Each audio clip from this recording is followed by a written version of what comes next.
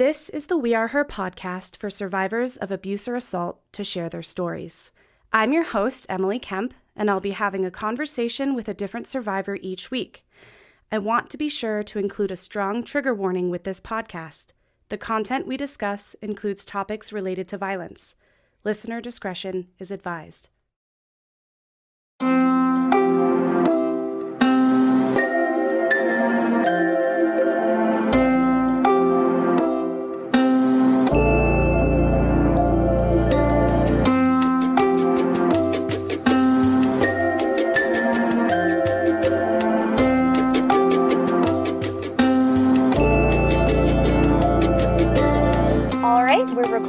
And hello, welcome to the We Are Her podcast. If you want to just take a second and introduce yourself, I think we'll start there. Okay. Hi, I'm Allie. I have been a contributor on the Her blog pretty much since it started. I went under the pen name of Khaleesi, and I'm really excited to have the opportunity to do this podcast. I think it's incredible what we're doing, putting out this podcast so other survivors know that they're not alone in what they're going through. Yeah. I thank you for sharing that you were on the blog. I think it's really neat that you're kind of taking your story into a new format. So that's really exciting, and that you've kind of been part of the community for a long time. We're really lucky to have you. So what I usually do to kind of just get everything started is just ask whoever I'm talking to start sharing their story wherever they want to and wherever it makes the most sense to them. So you can, doesn't have to be chronological if you don't want to, but like wherever you're comfortable sharing, you can just kind of start from there. Okay, sounds good. My story really begins before college. I was in a 5-year relationship with a guy named Jason, and it started off, all sunshine and roses, as, young relationships typically do, because we got into a relationship when I was 16. And it ended up being he was very controlling and very emotionally manipulative, gaslighting, all of that kind of stuff. And whenever I went away to college, we lived 4.5 hours away from each other. And so I think it made him feel very insecure that he wasn't a part of my college life. And he tried to control me that much more. And it took me several years for me to kind of figure out what he had been doing to me. And really, that's what kind of led to my sexual assault my senior year, with actually a pretty good friend of mine whose name was Eric. We hung out, and he was a confidant for me. And looking back at it now, I think he could sense how vulnerable I was, because I had been open. Yeah, I had been very open about how my relationship could be very challenging because my significant other was so controlling. And I think he sensed that vulnerability in me and just took with it and ran. And there were several points throughout our friendship where I didn't talk to Eric, because I just always had this sense about him that something was not quite right in our friendship. Like, he would get very explicit with me when we would talk about like our sexual relationships with our significant others, and really inappropriate at times, because I mean, when we were friends, I was still in this relationship with Jason.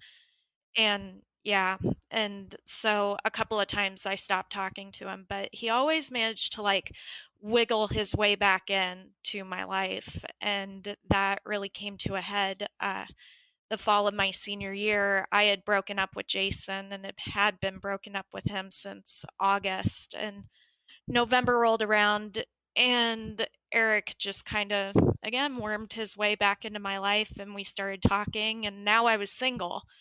So, Right. and Do you feel like it kind of intensified once you were single?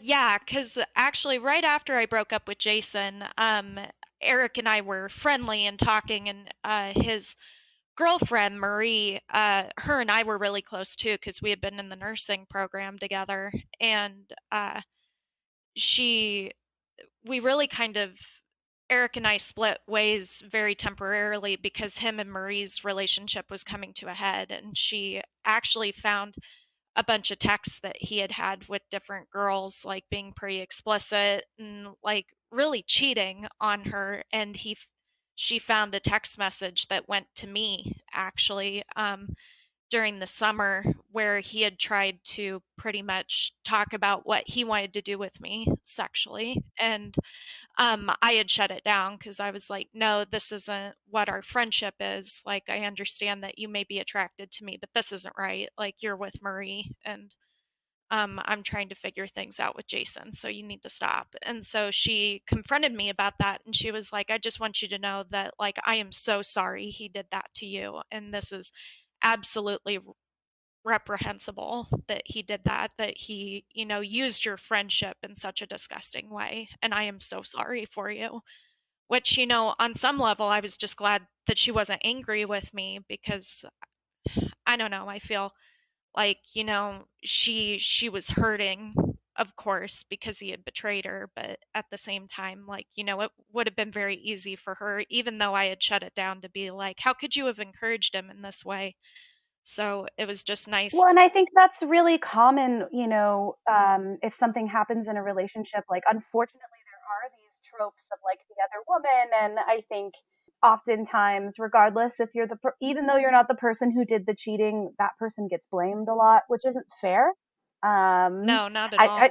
she sounds really lovely and had such a mature response, which good for her. That's pretty awesome. Yeah, she was. She continues to be really lovely. We're still friends, even though we live so far away now. But yeah, at the time she was just, she was a big support for me, knowing that, this person that she was in a relationship with, like, was trying to seek relationships with other women that were, you know, really, when you think about it, not healthy.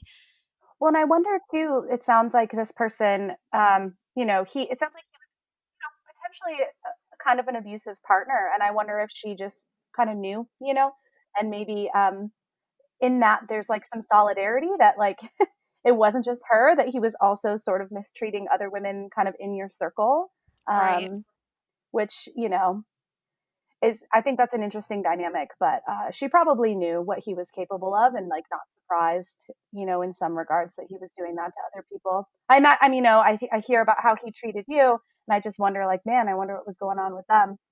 Yeah, I mean, she confided in me a little bit, and he was always super focused on the sexual part of their relationship, and like she had a very hard time getting him to actually, really pursue anything deeper in the relationship, like talk about their feelings and, work through the conflicts that they had in their relationship. And she always just struck it up too. Like he was younger than her by a couple of years.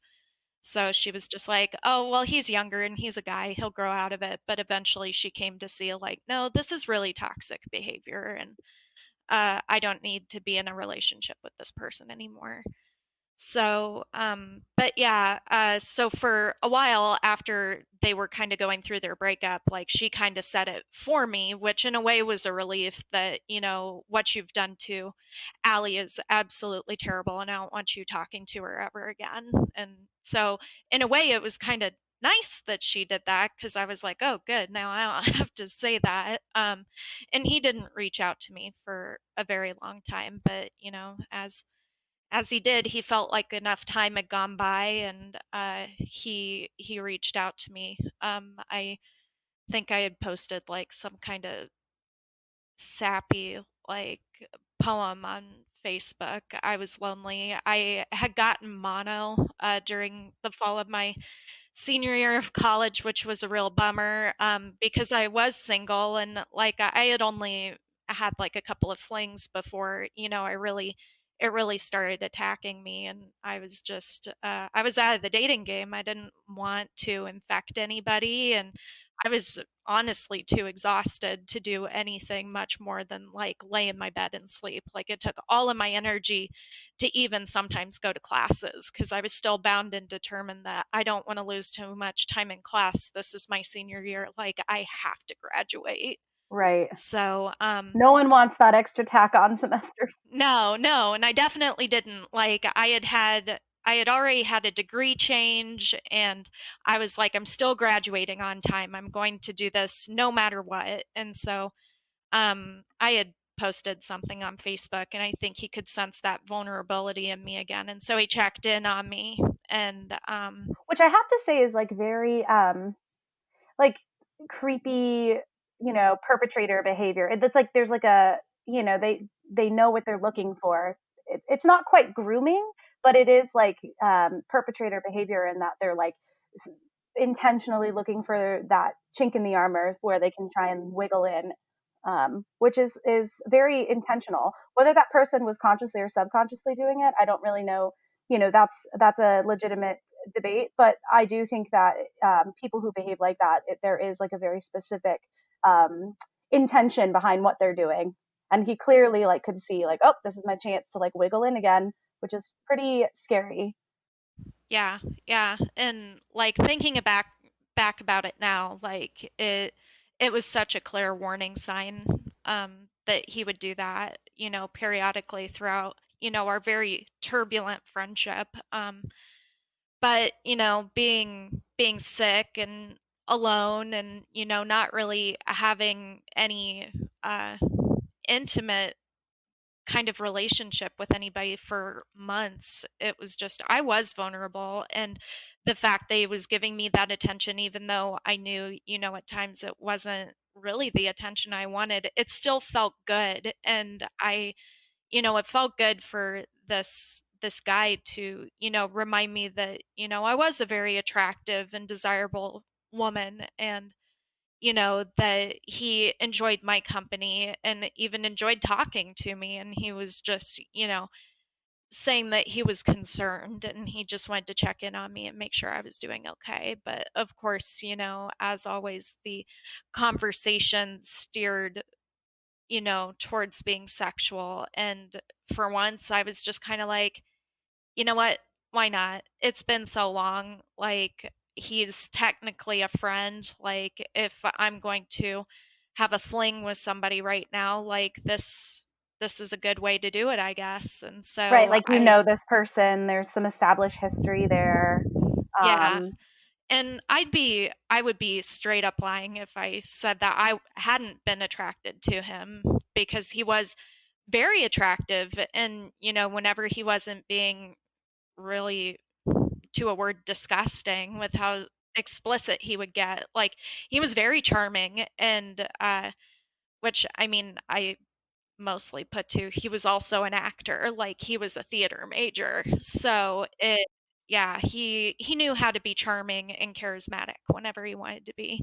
And this time he was cuz he had me persuaded that, we're both single, like it's obvious that we both need to let off some steam. So why don't we just hook up? And I invited him over to my room because actually I was an RA at the time and I was actually on duty that night. So to a point I felt comfortable inviting him into my space knowing that like people knew where I was, people knew I was in the building like and all of that. So it was on your terms too, like up until that point, like you were kind of setting the boundaries, and like you were in your own space and invited him onto your turf, which I think can sometimes give a sense of safety for sure.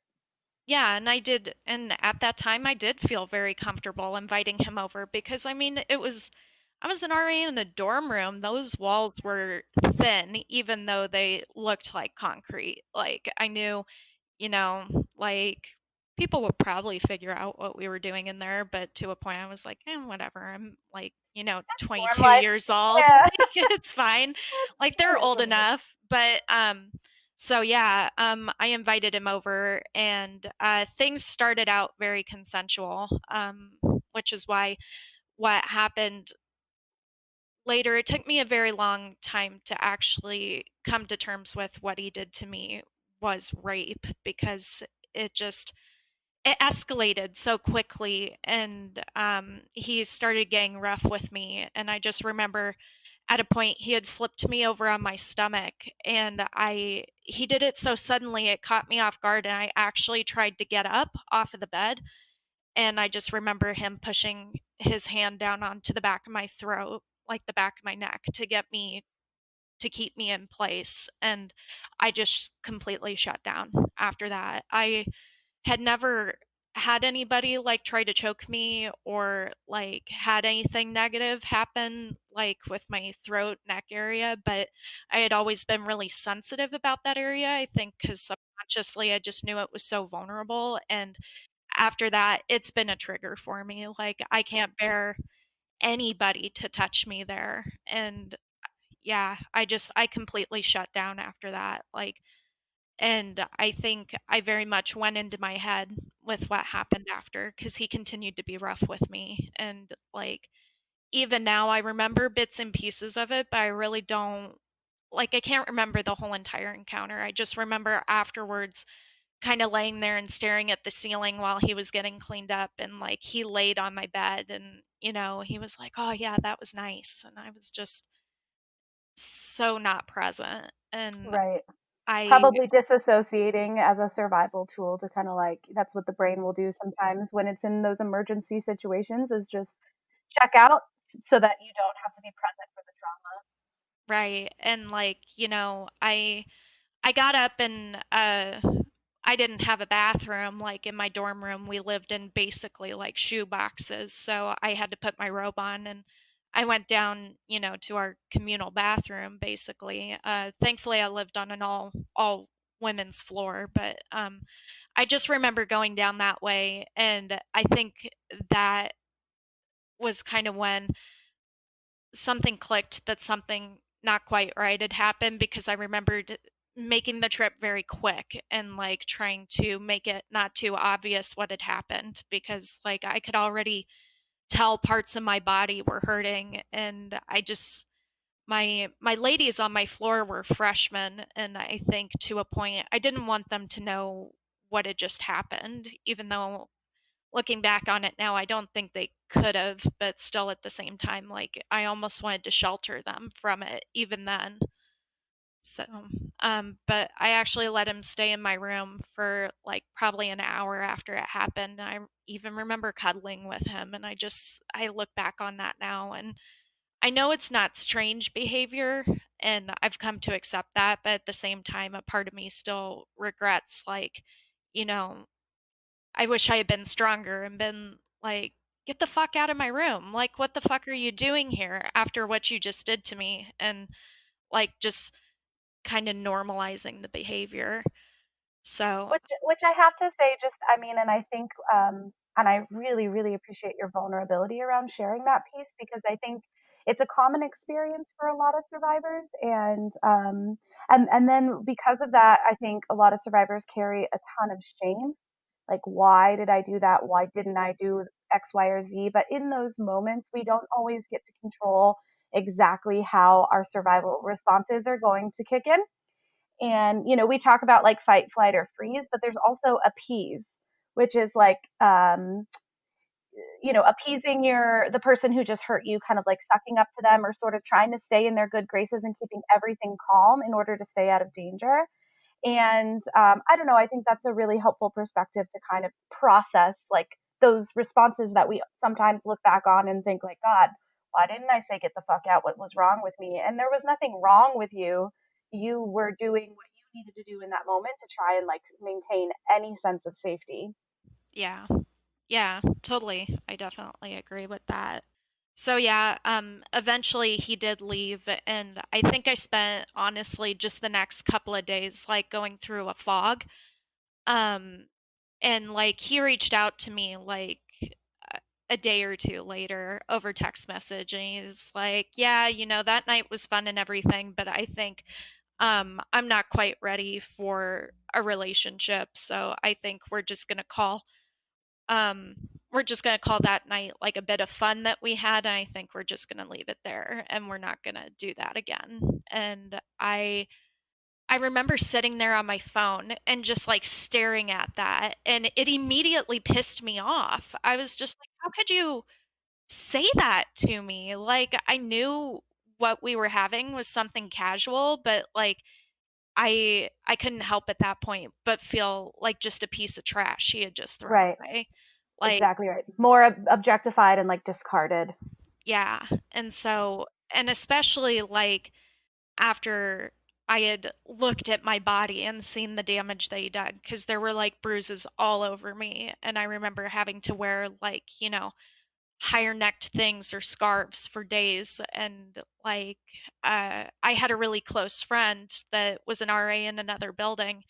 And I went over to her place for her to do my hair for a picture, because we were having senior portraits done. And like, I went over before I put my dress on, and she was getting ready to do my hair, and she saw these bruises on my neck, and she was like, "Allie, what happened?" And I just broke down. But I couldn't even then. I still just couldn't even call it rape. I told her Eric and I just had bad sex. Like, it just didn't go the way I wanted it to, and he was just very rough with me. And I think she kind of sensed in that moment maybe what had happened, but she hugged me and she let me know, like, I'm here for you no matter what.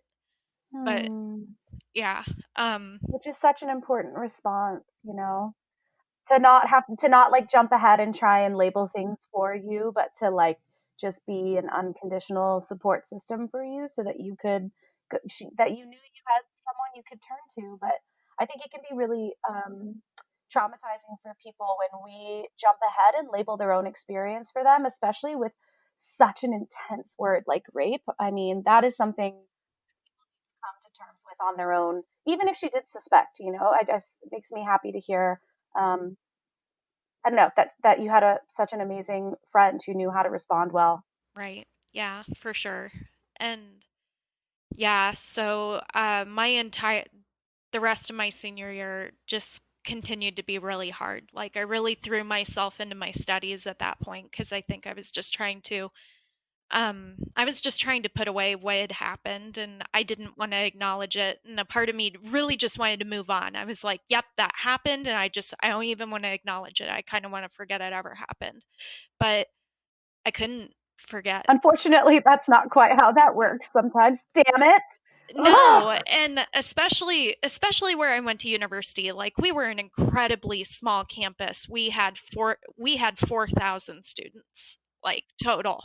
And that was with our graduate program. And so, like, just a small campus, and like I had friends that were also his friends, and like it was just inevitable. I ran into him on campus like constantly. And I think I kind of started to realize that I really had a problem when he he would keep popping up weirdly in like places where I was, and to a point I kept telling myself, you're just paranoid. It's a small campus. But at the same time it was just odd. And so I remember one time I was having lunch with some of my dancer friends, because I was a part of this group. We did a world banquet for our culture and diversity life on campus, and I was participating in Bollywood style dance. And so we were just getting lunch like after we had been practicing, and I remember him walking into our cafeteria area, and like he knew something was wrong like after that text message, and he didn't really try to approach me like when I was around too many people. But I just remember that interaction so clearly, because I remember him walking in, and he like looked like he really wanted to come up to me. And like I just kept staring at my food. I was like, if I just ignore him, he won't come over here. And one of my other friends, Kira, she was sitting next to me, and I had told her what had happened, and she knew what had happened because she was also herself a rape survivor. And I remember at one point, as I was just trying to focus on the fact that he wasn't there, she jumped up from the table and she like made some kind of arm movement at him, because I guess he had tried to get too close, and he walked away. But I remember her telling me later that as he walked away, like he just kind of smirked. Like, Mm. What a power move. That's like flexing to just, signal that he's like still. still, in charge. I Yeah. still have the power, um, to kind of keep you on the run. Yeah, exactly. Like I can be anywhere in this campus at any time and there's nothing you can do about it. Like and so when that happened, I knew like that he knew what had happened and like he was just kind of like, yeah, I don't care. I totally like, took advantage of you and like in a way decimated your body and made you and it was uncomfortable to be in my own body and sometimes it still is like and yeah, I just yeah, senior year was hard. And getting past everything that happened, like I tried to take care of it on my own, but eventually like I was having panic attacks whenever we inevitably had to go into the theater building for dance practice because I knew he would be in there rehearsing for plays and eventually I was like enough is enough. I need real help. I need to seek a counselor. And I had a great counselor on campus. Like she was wonderful. It honestly felt like she would make tea for our sessions because she knew I liked that. It just felt like sitting down with like a mom and like talking about what happened. Like such a safe and caring space. And honestly, I have so much gratitude for what she did for me. Oh, yes. I can hear the emotion in your voice, and I think those moments, and those people, who help us on our journey, like the depth, and the gravity of what they can provide is so, um, it's sad that we, people need that help, but thank God that it's there. And I'm just so glad that you were able to find that safe space, because even in hearing you talk about your story, just like the fear that you had to live in all the time, like in that heightened state because of the fact that your perpetrator was just out wandering around in this tight knit community that you were a part of, that A is really unfair, and B, it like keeps your body in that state of like of emergency mode. And just to be able to like sit down and have a cup of tea and be with someone who you feel safe with, who could support you. I mean, I think, yeah, I just like, I'm really connecting with like the emotion in the way that you are speaking about that and how much it meant to you. Yeah, because I know for certain like I wouldn't have been able to cope or even start to move on if it hadn't been for her. And like, those wonderful talks that we had in her office. Like I think she really helped me lay the groundwork for, coming to terms with, yeah, like I'm a survivor of campus sexual assault. Like, yeah, it sucks that now I am part of this statistic, but, I am going to move forward and I'm not going to let it own me. Right. I don't, like I would never wish anyone to go through a horrible experience like that. I also, at the same time, like on the other side of the same coin, I just like have such deep gratitude for the helpers and like how beautiful that can be too. Um, Absolutely. Absolutely. Like they are some of our biggest like supporters and advocates and life would be a lot harder without them. Absolutely. Okay, so yeah, so you started going to counseling, and then from there, what did things look like? Things started to get a little bit better.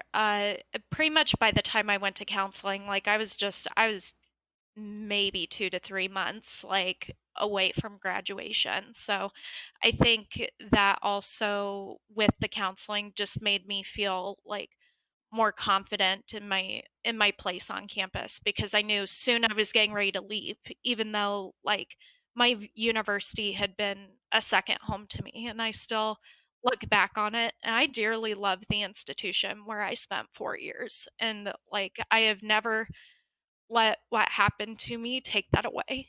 Like I yeah. So but at the same time, I was ready to move forward. I, was getting ready to go into, this equally exciting and equally terrifying, like, opportunity of adulthood, really. Yeah, it's a big launch from like undergrad into the real world. Yeah, for sure. And like, I wasn't 100% positive what I was going to do yet. I hadn't really applied to too many places. I was still trying to figure out like where am I going to live? Like my mom and my stepdad lived 45 minutes away from my campus, so I knew I could go up and stay with her for a while, but I really wanted to be out on my own because that's why I loved so much about college was being independent. And even though I had lived like in a dorm room all 4 years, because after a while I decided to be an RA and I had to do that on campus, I deeply loved that opportunity and everything that came with it. But like I had still had my own space, like a space to call my own, and I knew like I didn't want to be back home with my mom for too long. So, I was still trying to figure that out, and I think to a point, like that really helped me cope with, uh, you know, his presence on campus. Just knowing like soon I'm going to move on to bigger and better things, and he is just going to be an unfortunate memory that I get to walk away from. And actually, shortly before graduation was when I met my future husband, Marco. Um, he was an international student.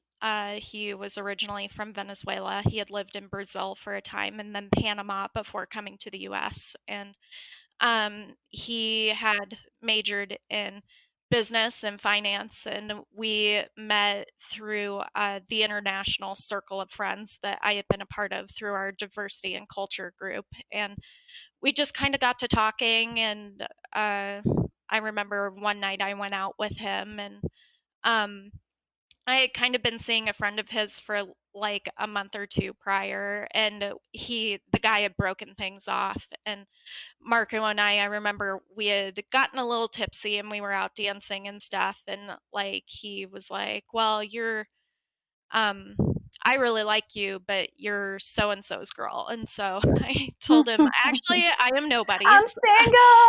I'm single and I can do what I please. And what I please Woohoo! right now is being with you. And he was like, okay, I can get aboard that. And so Marco and I had at first just a very casual relationship. Like we would hang out, we would have really what was in the beginning very great sex. And um like it was empowering too, because like he Marco was the first guy I had slept with after Eric raped me. And it was good to kind of, in a way, like reclaim my body and all of that. And it was And it's like a corrective experience to be able to then have safe, consensual, awesome sex with someone. It's like evidence to prove to your body and your mind, like, no, it's not every time is going to be horrific. Like, you can do this. exactly, yes. And so the very beginning of our relationship was wonderful in that. And actually, it didn't take me too long. To confide in Marco, like what had happened to me. And he was very understanding and very supportive. And just he said all the things of, I am so sorry that that happened to you, and that guy should die horrifically, like in a fire or something, for thinking that he could take advantage of you in that way. And I want you to know that I am a safe space, like I am a safe person, and I would never do that to you. And for a long time, I believed him about that. Like I felt very safe with Marco. And so after graduation, for a while, I did move back in with my mom. Marco and I actually made our relationship a lot more serious. Like we had continued texting and we saw each other over the summer and we, started to fall in love. And he had moved to the city not far from where we went to school because we went to school in Northwest Indiana and he went on to get a job in Chicago that he could hopefully get a work visa and, stay in the US. And I was just a hop, skip, and a jump over in Southwest Michigan with my mom. And I eventually started applying to jobs in Chicago because Marco had asked me to move in with him. And eventually I had enough interviews that I was like, yeah, I can justify moving in with Marco to Chicago, which was something I never thought I would ever do. I was like a small town farm girl, and never had I thought that I was going to go and live in Chicago. And but there I did. I guess the right guy was just like, yeah, I'll go move to the city that I never wanted to live in. This will be Yeah, great. It'll be a yeah. brand new experience, No brand new me. problems. Yeah. Yeah. Because I'm also a very introverted person, like being in large crowds, large areas that I don't particularly know very well, especially after the rape. Like my anxiety was through the roof, but Marco again Oh, made hold me on one feel sec. I do want to back up. I think you just sure. hit on something really important that that like we can have predispositions for different states of our nervous system, whether that means you're a more anxious person or a more depressed person, yada yada. Like some of that we don't have a ton of control over. But what you just pointed out, I think, in your story is that sometimes trauma can really exploit whatever that state of our natural state of our nervous system is. So like if you were maybe a little bit more of an anxious person, like aligned that way before the trauma happened, and then afterwards it can just send that through the roof. And I think, yeah, I just appreciate you being able to kind of like point that out about yourself, because I think it's a really common experience for a lot of survivors. Oh yeah, absolutely. I had dealt with depression, particularly since I was in high school, and definitely after my sexual assault, it escalated very, very rapidly. And I hadn't been too anxious of a person. Like I didn't like going to places that I didn't particularly know well. That made me feel more iffy than anything. But definitely after the assault, I just like, and even now, I have issues with it where if I don't, like, if I have to go somewhere and I've never been there before, like, I really have to work myself up to it. And my chest feels tight. And yeah, it sends me into a whole state. And it has definitely been amplified after being raped. I can attest to that for sure. Yeah, thank you for sharing that. Um, okay, so you're going to Chicago. Back to where we were. Yep. Yep, I went to Chicago and uh Marco and I got, a pretty decent apartment there. Really for how expensive it is to live up there. It's like outrageous. But yeah, we got a pretty quaint place together in a fairly safe neighborhood and we eventually got a cat together and like that's how pretty much I knew things were getting pretty serious. Like if I'm getting a fur baby with somebody, like I'm pretty much committing, like, yeah, we are in a stable relationship because now we have to, raise this small creature together. And so we got my cat Phoebe, who is turning 5 this year. She is the light of my life, and I definitely wouldn't have been able to get through like some really hard times without her. She is And also, thank you for saying that, because I do think that pets are lifelines, they are. not just for survivors, but for a lot of people. And we talk about medicine with like a very Western lens a lot of the time. Like counseling is amazing, absolutely. But it is kind of rooted in a very like Western medical model of like counselor, counselee delivering services. And there are places and opportunities to heal all around us. And I think one theme that I have found very often with survivors is that their pets are like the safest, most supportive relationship that they have in a lot of ways. Because animals can't judge you, and they would never judge you, and they're 100% safe.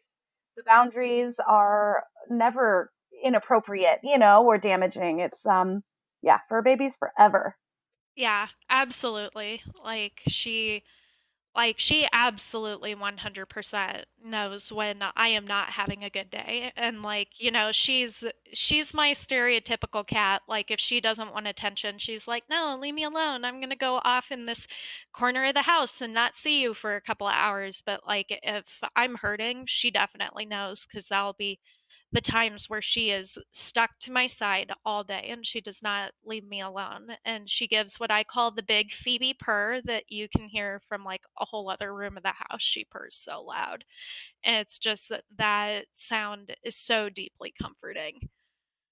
So yeah, we got the fabulous Phoebe and actually after only a year of living there together, Marco got some bad news that his company would not be able to sponsor his visa. And so we came to a very difficult decision of, well, he either needs to move back to Panama with his family before they deport him all the way back to Venezuela, where it's incredibly turbulent, or we get married and I, sponsor him through a green card. And at the time, actually it was a very easy decision for me. I was like, well, I love you. And of course I don't want, you to leave. Like, I have no idea what will happen to our relationship if you're in a whole other country. So, and we had already been talking about marriage and family. And so it just seemed like the right idea at the time. I was like, yes, absolutely, let's get married. So we went through the whole process of sponsoring his green card, and we had a very small ceremony at the courthouse in Chicago, in downtown Chicago, with just like mostly my immediate family members. His brother was also in the country, like going to high school, so him and his girlfriend were there. And for a time in our marriage, things were great. Like, things were awesome, and I was very happy, and I was ready to spend the rest of my life with this person. But unfortunately, things just didn't stay that way. I had made the decision to get off of my birth control pills. I was just tired of like having to remember to take them every day, and I I had talked to a couple of friends who had gone on the shot, and they were like, "Oh yeah, it's nice. I don't have my period all the time, and I don't have to worry about my pills. Like, it's a great alternative." And so I decided, yeah, I'm gonna go on this shot. Like, I'm ready for something different. Well, it ended up being the absolute wrong choice for me. It made me gain like a horrendous amount of weight, and like my hair started falling out. Like, whenever I was in the shower, I just remember pulling out almost like fistfuls of hair. And yeah, it was just, but the major thing it did for me was it completely took away my sex drive. Like, I no longer had any drive to have sex. And I didn't really realize like how much my relationship with Marco like really hinged on our sexual relationship, because pretty much once we stopped having sex, that's when all of the other issues like kind of came into play. Like, it would be a ridiculous long story to detail all of them out, but like, he had underlying alcoholism because that's how he dealt with stressful situations in his life, because that's how he had seen his dad cope with stressful situations. And he constantly felt the need to go out and party on the weekends. And at first, I just kind of chalked that up to, we're newly graduated, like, people from college. Like, he's just working We're through that. young, we're in the Yeah. city. Yeah. Like, it's an exciting time to go out and like party it up. Like, Chicago is a great place for that, but like, he did it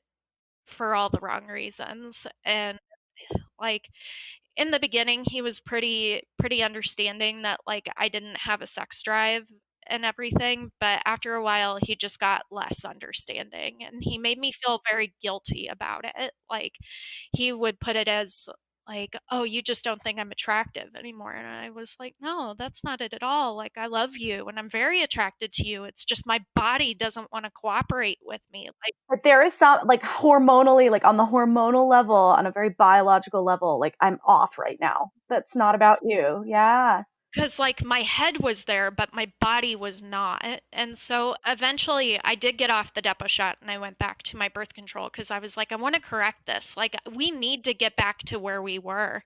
And I remember the doctor telling me, like, it might take 9 months for you to feel normal again. I was like, but at least there's an end in sight. Like, things are going to get better.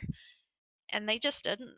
Like, I honestly don't know what happened, like, from the time that I started that shot to where we ended up. But like, again, looking back at it now, I just honestly, I think our relationship and the intimacy that we had in our relationship hinged so much on our sexual relationship that like, once that got taken away, like, he didn't know how to cope. Right.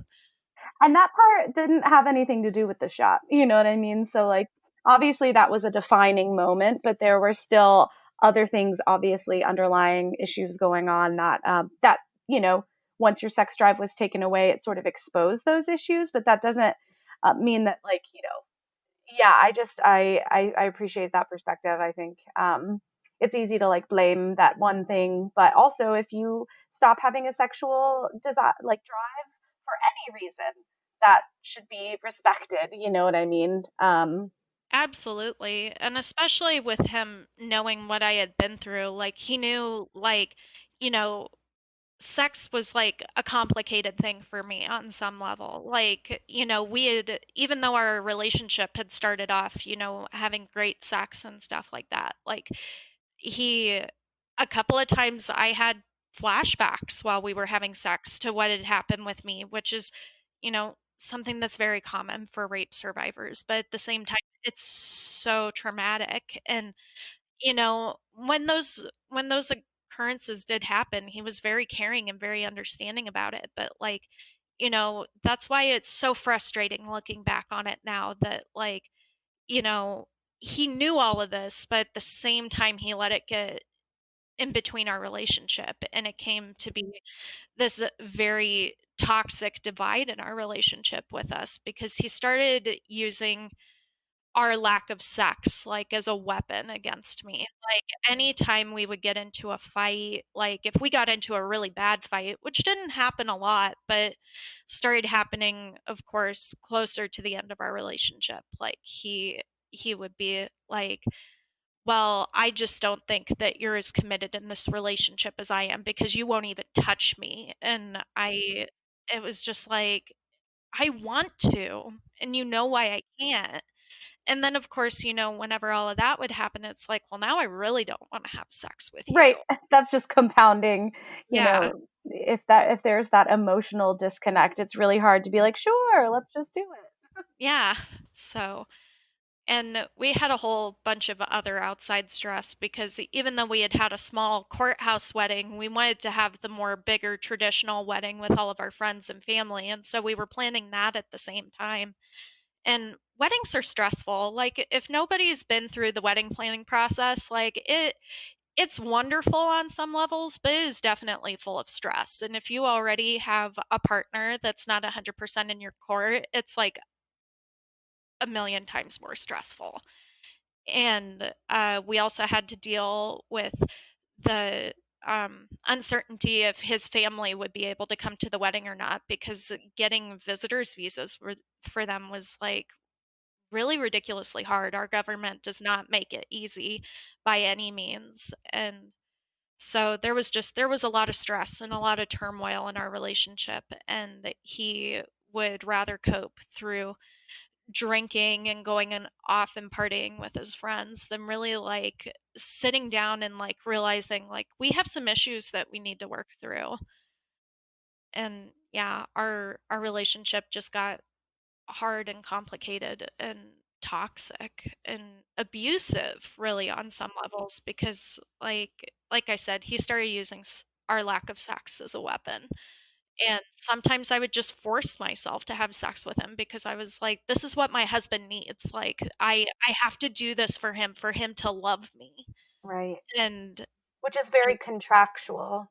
yeah, yeah, it just, and like, and when your body is not into it, it makes the act very hard. And like I would come away and I had injuries from my sexual assault that would just kind of reopen up if I wasn't well prepared for sex, and it would just make the whole encounter very traumatizing kind of all over again. But then I would have to hide that from my husband because like Marco wouldn't understand. Like he would think that he did something wrong and I didn't want him to feel like he did something wrong, even though kind of in a way he did.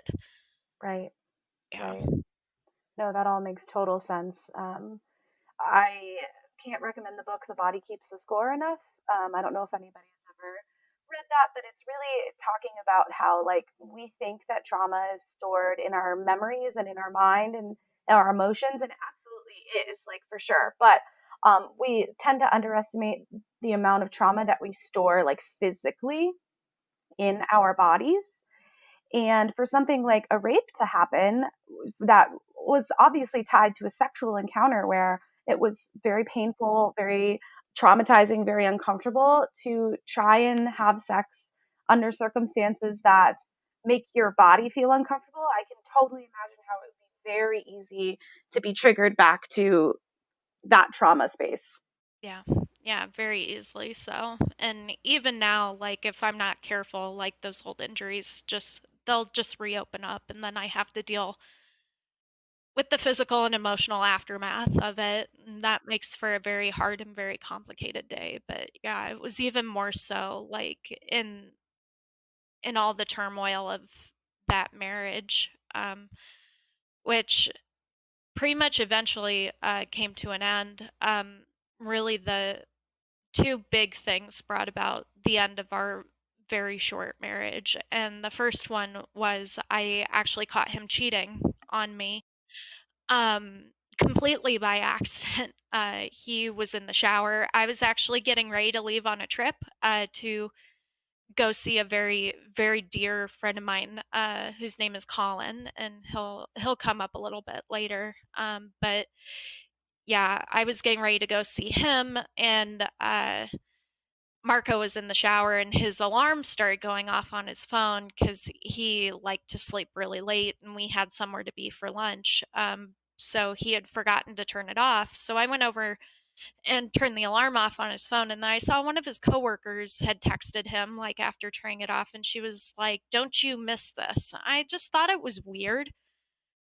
And, like, I'm not typically a very prying person. Like, I let my significant other have, like, all of the space they need, and so, I respect, like, phone and social media privacy very much in my relationships, but that just struck me as weird, and as somebody who had been cheated on previously, it gave me a bunch of red flags that I didn't wanna believe were red flags, but I found my Something in your gut, your intuition was like, "Uh-oh, this yeah, isn't right." it just sounded off, and so I opened up his phone, and sure enough, I saw a nude on there of her, and I went down the rabbit hole at that point, and I scrolled through the messages, and they had been like the affair was over, but they had been having it, like, for a couple of months, and actually they had, continued to have it 2 weeks before we got remarried, and I just I knew on some level I felt rage and deep sadness that I had been betrayed in that way, but at the same time, like, I just looked at it. I just remember shutting his phone off and putting it away and moving on with my day. Like, I was just numb. And, like, I was like, yep, I don't want to deal with that right now. Like, I kind of want to forget that happened. And I really didn't accept it until I was pretty much on my trip. I was down with Colin, and his brother, Marco's brother, had been living with us at the time before getting ready to go on to college. And actually, he had found out about it, and he made Marco call me while I was on my trip and fess up to what had happened. And that was really when I let it sink in on this trip that was supposed to be fun and a way to kind of get away with what I was dealing with at home. I hadn't really told Colin like what was going on, like as far as he knew our marriage was happy and all of that. But like at that point I couldn't ignore it anymore that things were not okay. Yeah, that's a pretty So big that's a big one. That's a pretty big red flag right there to be, yeah, betrayed in that way. yeah, so I pretty much told Marco, like, we'll deal with it whenever I come back home from my trip. But for now, I don't want to talk to you.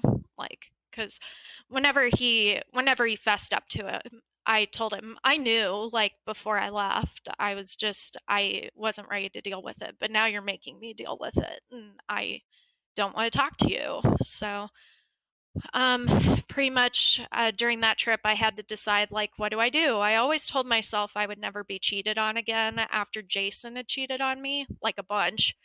And, but it's different when you're married because just being married in general, it holds that like severity of you have to make this work. Like you pledged your life to this person, even when that person has betrayed you. And I was just like, I just felt like I had to try to make it work. Like I can't just walk away. I have to salvage this relationship because I did still love him. Just felt deeply betrayed and looking back on it, like, of course, you look back at your past self and you're like, no, you should have just totally left. Like things would have been so much better. But again, hindsight is 2020, so it's just, those are the choices I made, and I made them with the best of intentions, even with somebody who really at the end of the day was just not worth it. So I came home and I told him, if we're going to make this work, like we absolutely need to see a couples therapist. Like we need help now because we had issues before this happened, and our sex life obviously drove you to seek it elsewhere. So, I also told him like I didn't want him sleeping in the same bed with me until I trusted him again, because again, anytime he had come home from drinking with his friends, he had gotten grabby, for lack of a better term, and he had not tried to force himself on me, but he tried to persuade me that having sex was a good idea. And Which I have to point out, you know, true consent can't be given under coercion. And exactly. yeah, I think we don't talk about like the nuances of what consent is and what it should entail. I always say like you know, a good rule is that it should be a loud, enthusiastic yes. And if you don't have that like very enthusiastic yes, like a maybe or like that's not a yes. And neither is like badgering someone into saying yes. So if you ask over and over and over and over and over, and are finally like, okay, fine, that's not a true yes, that's not true consent. That's coercion. And I think that in intimate relationships in particular, um, like a spouse, for example, has a lot of ability to do that kind of like bargaining and coercive sort of badgering into sex. And then it's like, well, it's fine because we're married and you said yes. Yeah, and it's almost this feeling of like that you owe it to them because you are married to them, and that saying no is just something that you just don't do. So, yeah. But yeah, I told him, you are not to come into our bed until I say it's okay. And sex is absolutely off the table, so I don't want to hear about it. And like, of course, he swore up and down that yes, he would do whatever he could to make me feel comfortable and to assure that he loved me and stuff like that. But those they just ended up being words because he never followed through with it. We never did go see a marriage counselor. He would still go out drinking with his friends, and I would find him coming and climbing into bed with me and just being like, Allie, just let me make love to you and let me make it all better. And it's like, no, like I set boundaries and I need you to respect them. But he never did. And that really came to a head whenever we went to a birthday party for a girlfriend of one of his coworkers. And like things had just gotten so unbearable, and I had pretty much at that point like made the decision that I was going to leave. I was in the process of working things out, and I was just trying to keep it under wraps. But like we went to this party together and I just got super trashed, like absolutely. I was blackout drunk at one point because he had made living with him just so impossible. And Mm, um you're looking but for some escape. yeah, definitely, which I knew I was getting ready to leave anyway, but like, I still wasn't out. And so it made me drink and that night more than usual because I have a very low tolerance for alcohol. It actually makes me very sick if I drink too much, and so I typically tried to limit how much alcohol I would consume, but that night I just totally let myself go. I remember at one point in the evening, I was actually having a lot of fun. Like me and his coworker's girlfriend, we weren't close, but whenever we got together, like we had a really good time. And we were drinking out of this bottle of rosé that I had bought her for her birthday, and like just having a blast. And Marco cornered me in the kitchen whenever I was there by myself, and he was like, "Hey, we should head out soon." And I was like, "Why? Like I'm having a good time. Why would we leave?" And at that point, his brother had moved out and actually gone back to Panama to be with their parents. And Marco was just like, well, now we have the apartment to ourselves and we can reconnect. And I told him, yeah, that's not gonna happen. Like, we still have a bunch of things we need to work through, so, we need to start there before we do any reconnecting. And he just got mad. And he was just like, "I don't understand why you don't love me anymore. You're not even trying." And I just walked away from him. I just remember going into the bathroom and just crying. And um I remember getting on the phone with my friend Colin that I had gone to visit. And I just remember being like, he's being so pushy, and I know I'm getting ready to leave, but I don't know how much more of this I can take. And I remember Colin being like, "Are you safe? Like, it doesn't sound like you're 100% safe. Like, are you sure you are okay?" Because, like, Colin would have come up and gotten me in a heartbeat. Like, he only lived, like, 3.5 hours from the city, but, like, if I had called, he would have been there. And I was just like, "No, everything's fine. Like, yes, I'm drunk. Yes, he's drunk, but I have it. Like, things are okay." So I continued to get, like, really stupid shitty plastered, and I the rest of the night is, like, it's just fragments. I still don't remember everything that happened. I do remember, Marco and I getting into an Uber. I remember him trying to make out with me and trying to shove his hand into my top and up, like, the legs of my shorts, and then getting upset with me whenever I was just completely unresponsive. And And this is after the fight that you had had in the kitchen where you said no.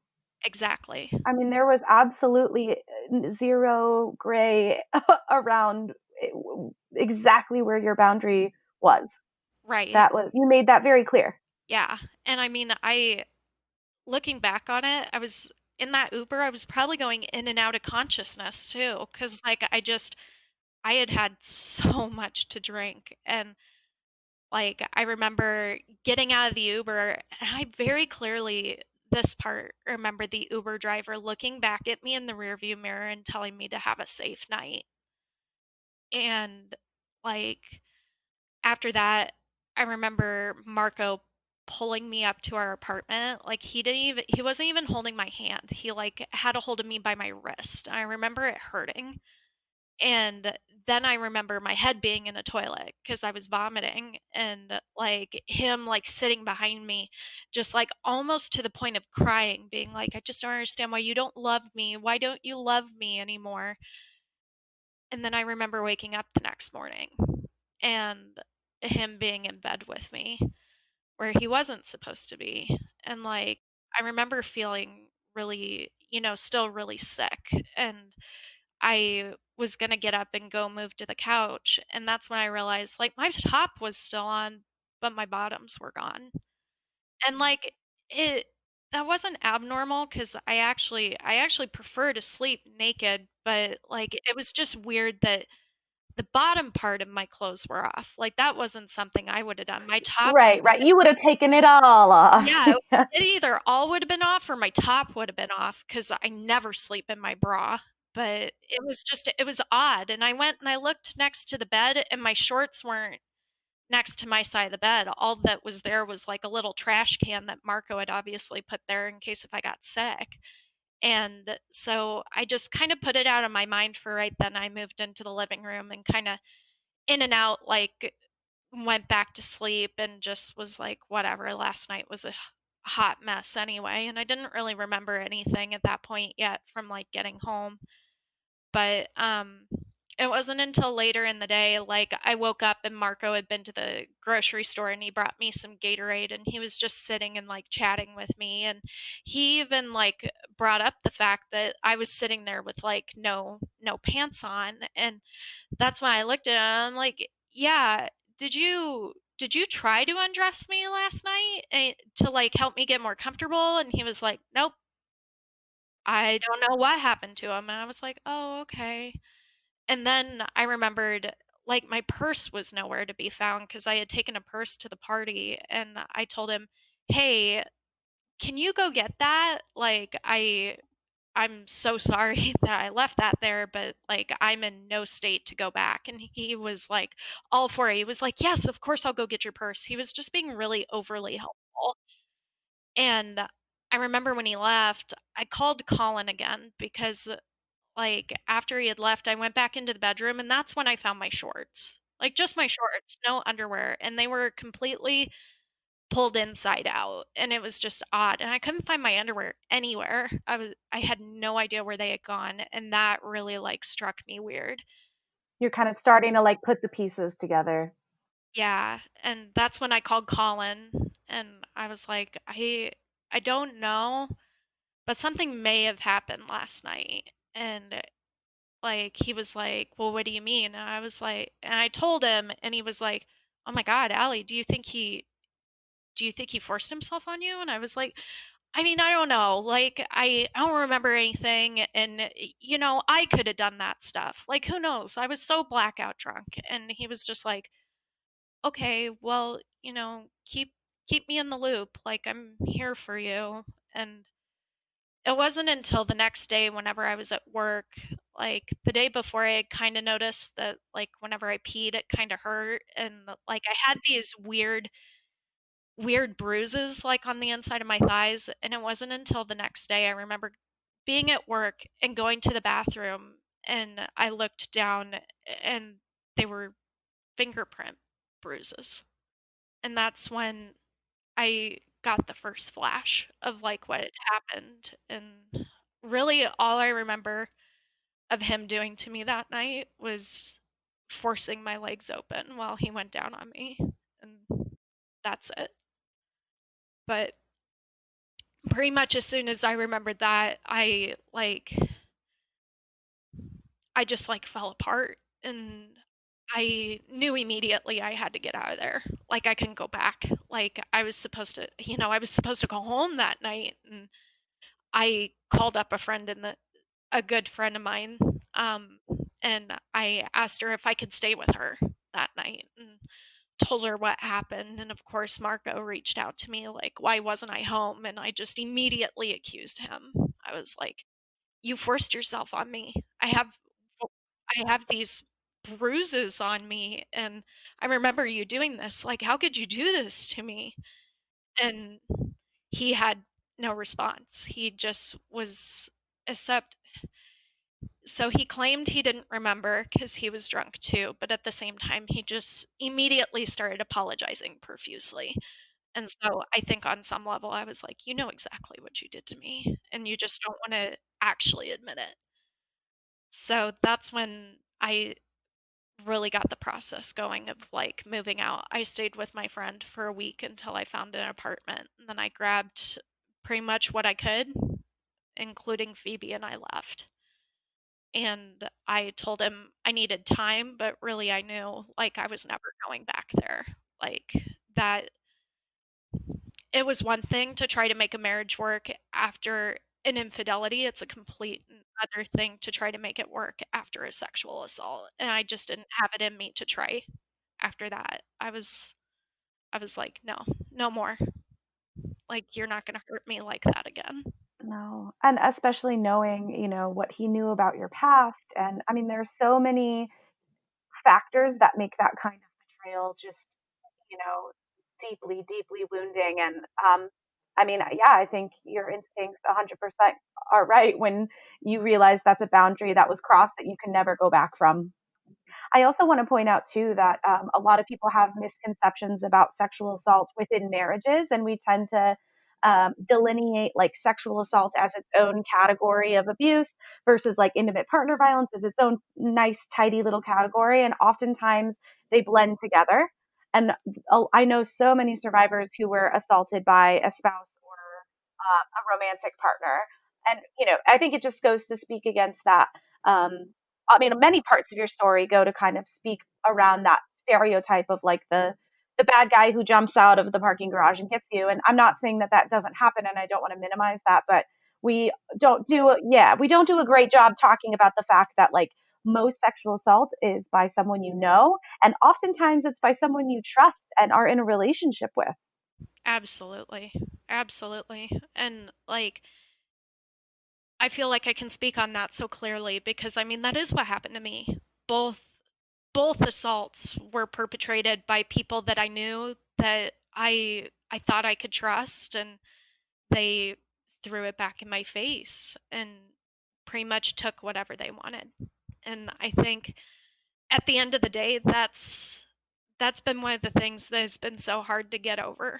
Cause like I feel like I'm a very trusting person. And like whenever I love somebody, I throw my all into that relationship. And so for my husband to do that was completely and utterly devastating. Like even though I was already in the process of getting ready to leave, like that was a whole other level. And honestly, even now it kind of blows my mind because I never thought he would have been capable of that. So yeah, it came with a whole other load of problems too, because then I had to accept that, not only had I been raped once, I had been raped twice. And it was just it's so hard to like navigate through the shame and like this false sense of what did I do to like bring this upon myself? Like what energy am I putting out there that like this is okay?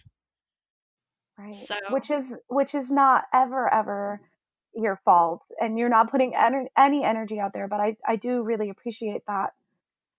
How could it not feel like that, and that's what part of the healing process is to work through the self-blame and the shame, and find trust in yourself again. Like, how did I trusted this person, apparently there's something wrong with me that I can't, like, that I picked bad apples, or that I couldn't see it coming, or like, like, I guess, it's so hard not to make it about something being wrong with you, and to have to assume that label is part of your identity again.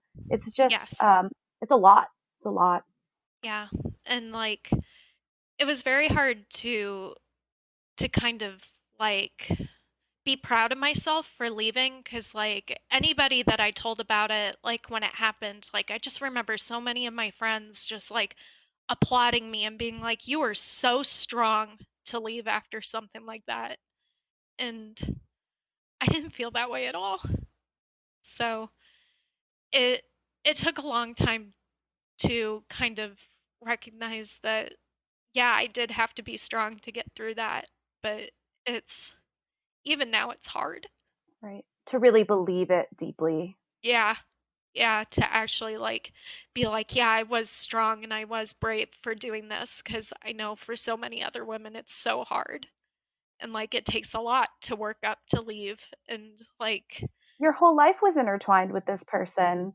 It's not just like, okay, it's over, goodbye, it's done, woohoo. It is hard, and I do also really love that there are people in your life who can sometimes point out your own strength when you can't see it yourself, even if you don't believe it. I think over time, when the people you love and that care about you plant those seeds, they will grow. And there are moments as start to heal, and that you can sort of tune into that other perspective and say, you know what, I was strong. That was fucking hard.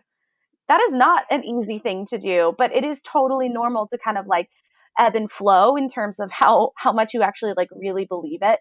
And that's normal too. It's not like you just wake up one day and you're like, "Yep, I'm healed and I believe I was strong and we live happily ever after." You Sometimes it's two steps forward, one step back. Other times you can be absolutely. having like a baller day and you're like, "I rock." It's just all over the place. Yeah, and that has been 100% my experience like after all of that. Like some days I feel incredible and I like look back and I'm like, wow, look at how far I've come and look look at what an amazing person I am. And then other days it's incredibly difficult and like I don't feel like that strong person that, had the courage to leave, that abusive relationship. And yeah, it's my coping this time has been a real roller coaster. Like you said, some days it's like two steps forward to one step back. Like it's this healing journey has been a lot harder, even though I've been so wonderfully supported by my friends and family through the entire thing. And I am thankfully now in a very wonderful and very loving relationship that like has kind of put all of my former fears and insecurities to rest, because like I truly believe this time like I have found the right person, cuz um and it ended up being Colin. Like he was there through Colin. Colin, I'm just so, yes. Woo! I thought it was going there, but I wasn't sure, and I am just so pumped. Yeah. I mean, that's a really long and complicated Ah, story I too, bet. but Colin and I were actually high school sweethearts from when I was 15, and we had a really long period of time brought about by Jason that we didn't talk. But we found each other after I had been married to Marco after exactly 10 years. And we really picked everything back up pretty much right where we had left it, and that's honestly like one of the most amazing things about our relationship. Like I can literally describe it as easy as breathing.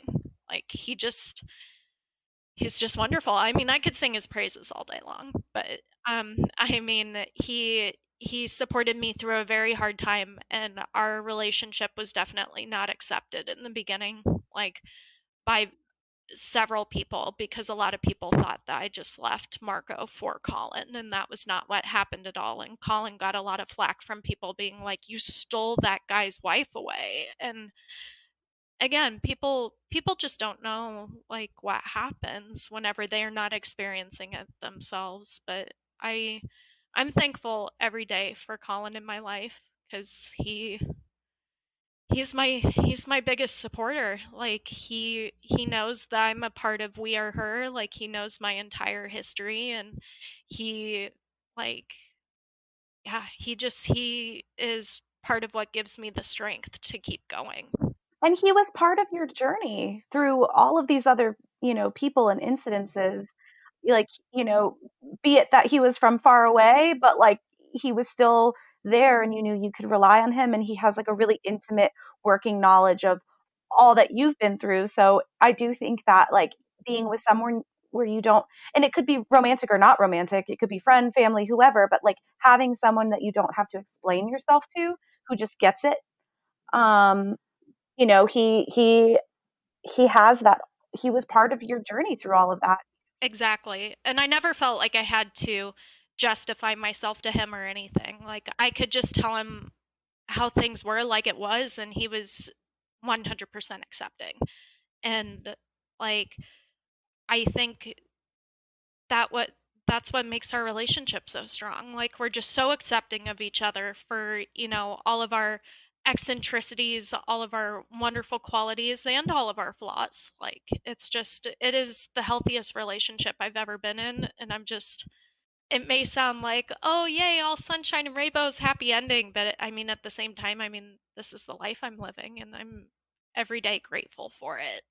I I wanted to circle back to around something you said about how your healing journey, like I think you said, even though I've had tons of support from friends and family, and I wanted to just affirm that, like, all of that support from Colin, from friends, from family, that's amazing. But people's healing journeys are their own, and they are, in a lot of ways, you are having to do that work by yourself. And it is individual and it is personal. And a lot of it is something that no matter how much support you get, there are things that you just have to do by yourself that only you can do for yourself.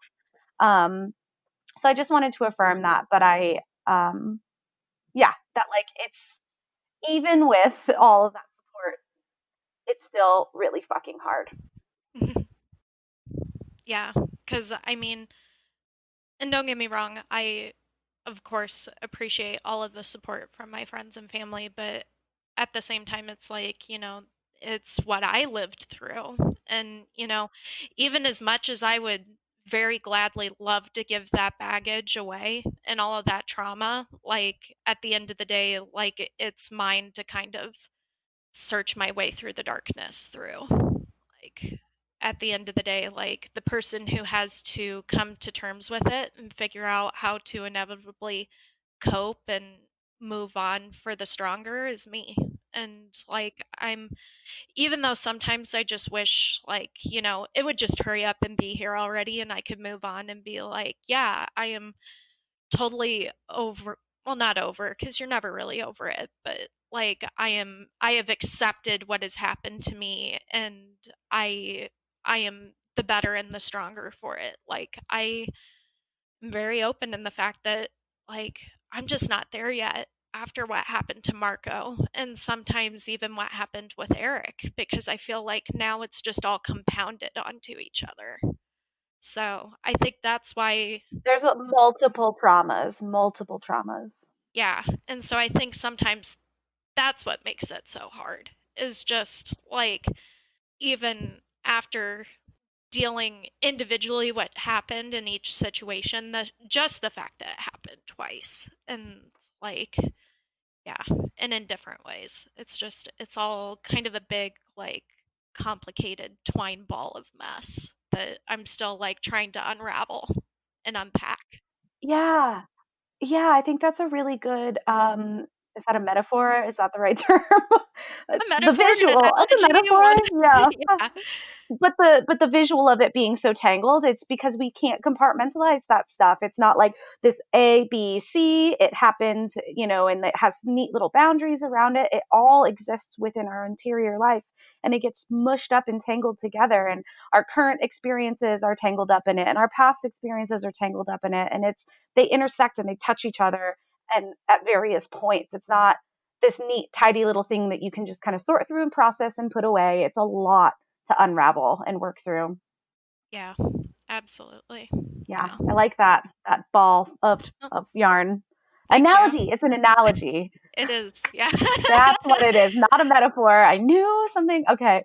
Um, Regardless of my really poor English skills, I did want to just kind of ask you a little bit more about like what. So you kind of been talking about like your healing journey. Like what does that look like for you, kind of on a day to day, like week to week basis? Like what are you doing for you right now, to help that process along?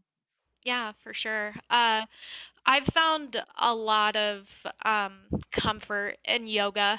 I watch Yoga with Adriene on YouTube because, again, with my anxiety and stuff, going to an actual studio is sometimes difficult because then I have to work through all of the anxiety of, well, are people really looking at me? Like, can they see how I'm messing this up? And so, Yoga with Adriene has really been like very safe and very comforting for me in that I can do it in the comfort of my own home. And I knew enough about yoga from doing a couple classes in college that I can pretty much work through what she's working through. And she just offers so many different variations of sessions. Like there's one for when you have menstrual cramps, and there's ones when you've had a very depressing day. And like they've all been incredibly helpful. And they have also been helpful in the way that, this is something I do for comfort, but it's also something that I do for my physical health as well. Because I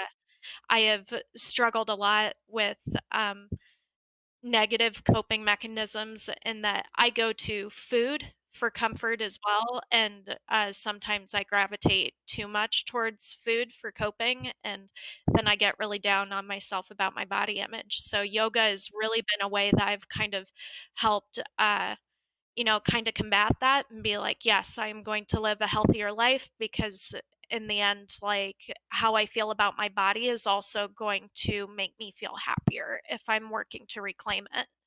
While also, Right. It's so tied to that autonomy and like the wellness piece of what has been, the violations that had happened against your body, being able to feel comfortable in your skin again. I can imagine that that would be like a huge point of focus for channeling that healing energy towards.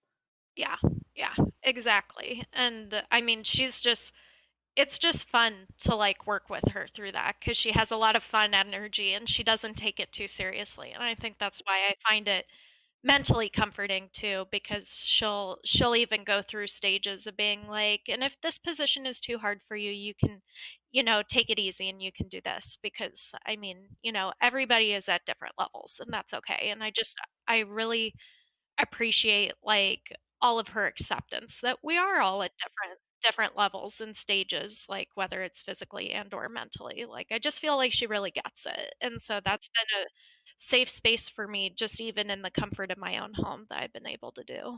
Mm. I It's like also practicing acceptance, right? Because if she's giving you exactly. permission and modeling it, then you can like try to do that for yourself too. Yeah. Yeah, exactly. Cuz sometimes that's really hard for me is to accept kind of where I'm at in my healing journey. Like I feel myself like inadvertently like beating myself up about it a lot. Like being like you need to do better. Like you should be better by now even though I know this is such a process. Like it just takes time and however much time it takes me is okay. But some days it's just really hard to reconcile that. And so sometimes turning to Adrian for that makes it a little easier. Yeah, it's like a meta practice for other types of healing, not just a practice about yoga. I love that. I also find deep comfort in writing. I've been writing since I was pretty much able to write stuff down. I've always had a very overactive imagination. I've been very good at capturing that on paper or now computer as I do. I write mostly novels and stuff, but I mean the We Are Her blog really gave me an outlet to kind of share my story and just taken so much comfort in the fact that like I'm not alone in what I've been through. Like others have been through similar trauma, and also putting my story out there to let others know that they aren't alone in what they're going through. Like surviving sexual assault is hard, and like it happens way more than we will ever talk about. And so for them to feel, good and knowing that, you work at your own pace and when you're ready, we are here. I really love that message, and I think this is actually like kind of the perfect time. I usually try to end every episode with the guest on the podcast kind of sharing a message to any survivor who might be listening, whether they're still in that abusive dynamic or they're out. But like if you, what you know, if there's one thing you could say to a survivor listening, what would it be? You are never truly alone in your experience, even though it may feel like that. Like, because I definitely understand that because I felt that way for a very long time. But, at the end of the day, there are people who are here who are willing to listen to you, and never should you feel like your story is invalid. We hear you. Here, here. Yes, We Are Her is here, but there are so many resources too, other resources that, could be more local or online resources. If anyone listening ever needs help getting pointed in the right direction, We Are Her is a great place to inquire, and we're happy to help support you in getting connected. Yeah, you can, you're part of the community too, and you have been for a long time, and I really love that perspective. Of course, always. I am here. If anybody ever needs to you know, reach out to Emily or Stevie. They know me. I am Khaleesi. If you need to go and hear my complete story, it's actually all written down. So, I love you and we are sisters. So, Oh, well, with that, I think we will kind of wrap up the episode. And I just want to say thank you again for sharing your story out loud with your words. Putting it out into the world for others to hear. It's an amazingly brave thing that you're doing, and it's been a real joy to just talk with you today. yeah, thank you so much, Emily. It's been an absolute pleasure. Take care. Yeah, you too. Thank you so much. We hope you enjoyed the podcast. Be sure to subscribe and don't forget to check out our online community at weareher.net. If you or someone you know has experienced abuse or assault, you can always call the National Domestic Violence Hotline at 1-800-799-7233.